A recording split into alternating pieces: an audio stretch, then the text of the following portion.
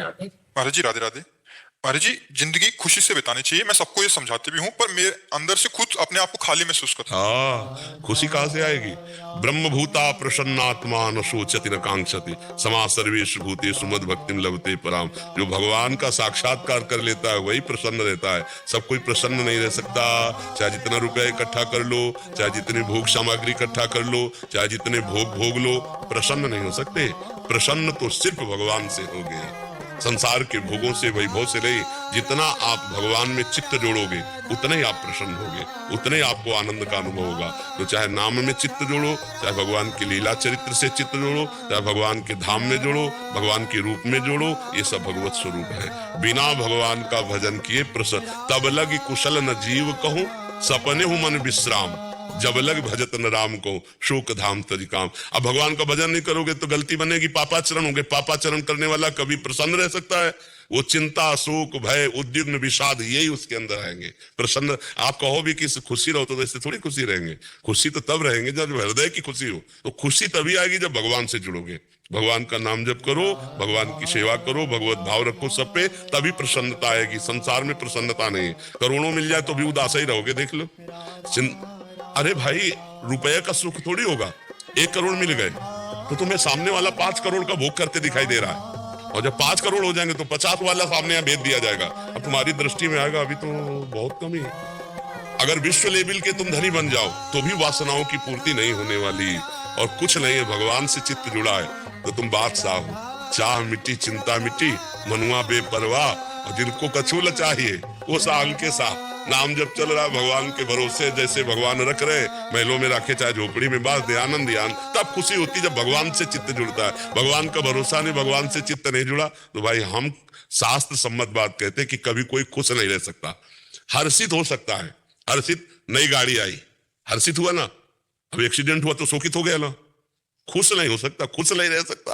प्रसन्न तो तब रहेगा जब भगवान का भरोसा और भगवान का नाम चल रहा है, भगवान से चित्त जुड़ा है, तो प्रसन्नता रहती, तब वो खुशी रहती है, तभी वो हृदय आह्लादित होता है। भगवान से विमुख का हृदय आह्लादित नहीं होता। आप देख लो, नहीं हमेशा नेगेटिव थॉट्स आते रहते हैं। देखो, हमारी आध्यात्मिक वृत्ति के अनुसार हमसे बहुत से असत कर्म हुए हैं जो नहीं होने चाहिए, जिनको हम जान करके या वासना पूर्वक या ज्ञान आप कह लीजिए जन्म जन्मांतरों से, तो मन तो वही है ना।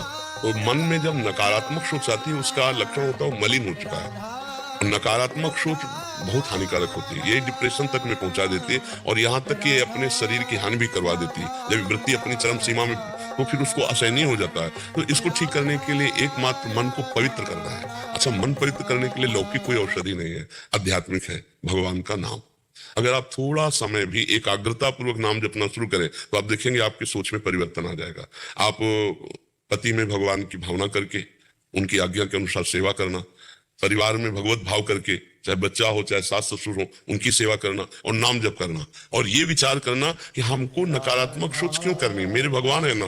अगर ऐसा भी होगा तो भगवान उस समय हमारी सहायता करेंगे। भगवान सारे जगत के पिता माता हैं, तो अगर बच्चों से अपराध बन जाए तो माता पिता उनको बचाने की कोशिश करते, नष्ट नहीं करते। तो मैं भगवान की हूँ, मेरा संपूर्ण परिवार भगवान का है। अगर हम भगवत भाव में आ जाए तो अभी सकारात्मक सोचा जाए।